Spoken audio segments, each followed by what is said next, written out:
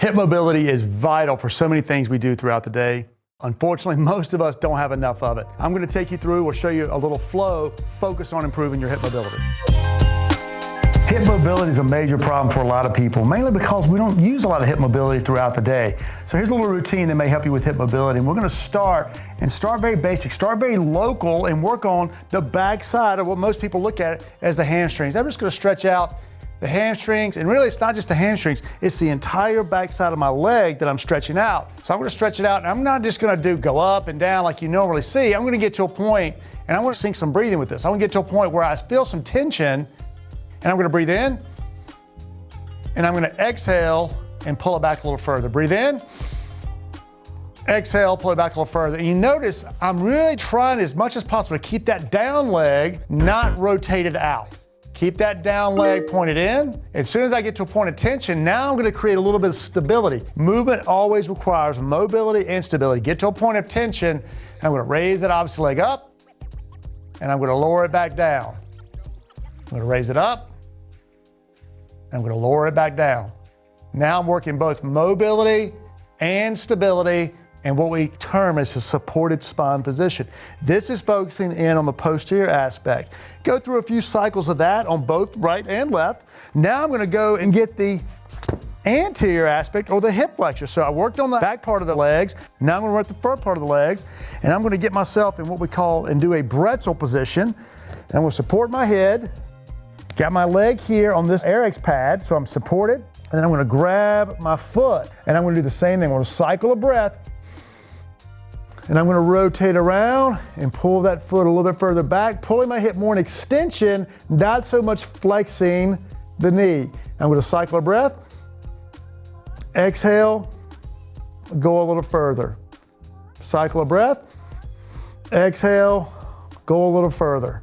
Now, if you've got some problems and you can't get your foot, again, we're here doing this because I know I've got some limitations in hip mobility. I can take a towel, in my case, I got my strap right here, I'm going to take that and I'm going to put it on here. Now, I don't have to go near as far into knee or hip extension to do this. So again, keeping this hip up in a flexion to protect my low back, supporting my head, and then rotate on around, get to a point of tension, breathe in, exhale, and rotate. Breathe in, exhale, and rotate. And think breath cycles, not simply sets and reps. So get to a point of tension, breathe in, and as you exhale, rotate around.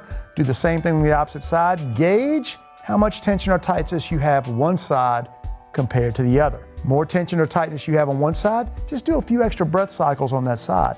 Now I'm what we call a supported spine position, so we got to increase the complexity of the posture in order to sync up the brain and what's going on in the hips. So I'm going to go right into a quadruped position. I'm going to load those toes up, and I'm simply going to rock back and maybe go forward. So I'm going to exhale as I go back and inhale as I go forward.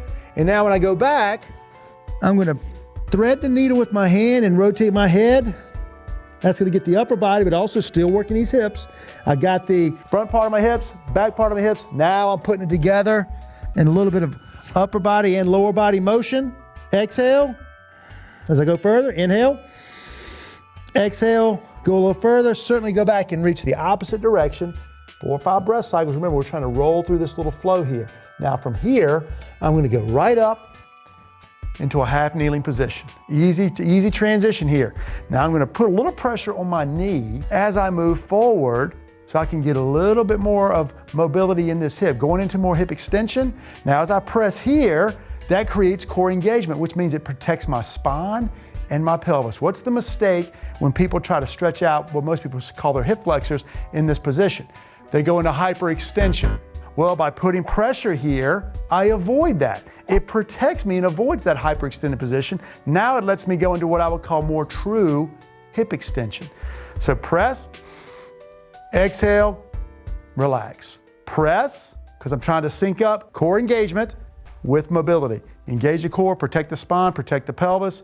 That's going to give a better anchoring point for those hips, and move forward. Now from here, where do we go from half or tall kneeling? We go to standing. And now I'm going to put it all together in what I call a complex pattern. If I'm going to go into a squat or a toe touch. So I'm going to give myself a little heel lift here. so I can make sure I get myself down. So my heels are lifted. I'm gonna press and I'm gonna drop. Keep pressing and raise up and go ahead and raise up.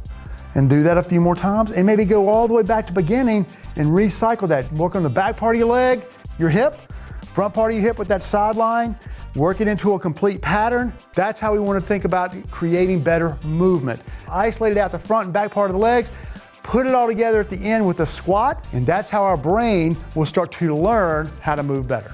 This video was focused on hip mobility. If you like this video, check out this general mobility flow Gray shows us.